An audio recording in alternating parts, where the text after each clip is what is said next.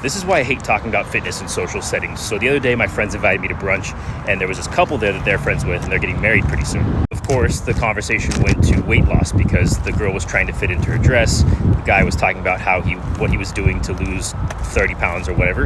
And I don't really care, but I did ask, okay, so when are you guys getting married? Of course, they say in 3 months. So the girl is asking me, my friend volunteered me actually. She asked me, so what should I do to lose? I want to lose this amount of weight. Maybe she had 5 to 10 pounds of weight to lose. She was not a big girl at all. And she was asking me like, okay, so I want to lose 20 pounds. I want to do it as fast as possible. How can I do it?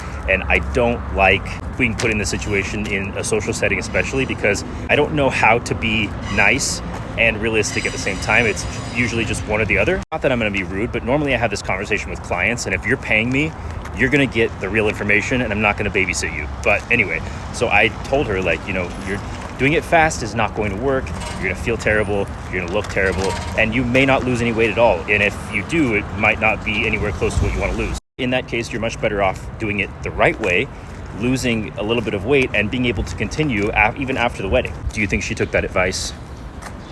No, she wanted to lose weight yesterday. So of course I give her macro factor. I show her how it works. I'm basically giving her a free coaching session at this point because everyone has moved on the conversation and they don't care anymore. Meanwhile, the guy is not asking for advice. He's telling me how he only eats once a day, cuts all carbs, and it's working like a charm. And I'm just over here like, all right, great. My friends keep refilling my mimosas. I'm like, thank you, no orange juice. I set the weight loss rate at a reasonable rate that wasn't going to be like starving, but it was going to get her there in a reasonable amount of time.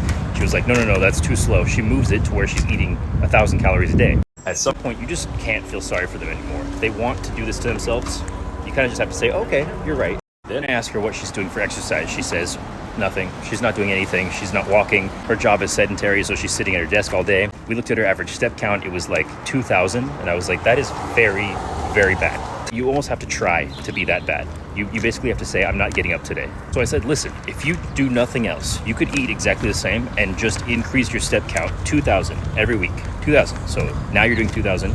Do 4,000, which won't be that hard if you just, get up. Then she tells me how she's been trying for so long and hasn't lost anything at all, like not even 1 pound. And I said, maybe it's because you haven't been consistent. It doesn't really matter what you do as long as you're consistent. It's probably the issue. But of course, it couldn't be her that's the problem. So what does she think is the problem? I think I should stop eating carbs. I think it's because I'm getting too many carbs. And I'm just like, don't say it. And I'm over here drinking at brunch, and I have to deal with the same people who aggravate me on social media, except in person. I just have no patience for these women who are in a perpetual state of crash dieting, especially when a professional is telling you exactly what you need to be doing for free, might I add, and they still just want to keep doing what they've been doing that they know hasn't worked.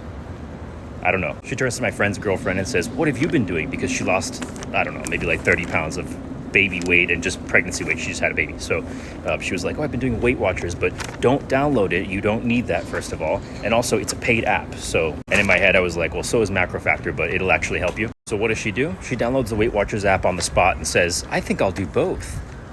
And at that point, I've had a little bit more to drink, and I say, well, best of luck.